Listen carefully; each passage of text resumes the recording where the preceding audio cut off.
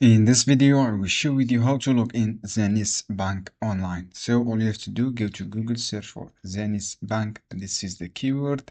After that, you will see this page. Click on here, as you can see here. After that, click on login. When you click on login, you will see this login page. So after that, you will see a login page. As I say, this is the Zenus Bank. When you will see this portal login. From here, write your email address. For example, this is your email address. When you write your email address, friends, you should write your password. You should make a good and strong password, and then click sign in. If you want to log in with your apps, just download this app on Google Play or App Store. When you download this app, you can log in with this same information here. So friends, I hope this video guide helpful for you.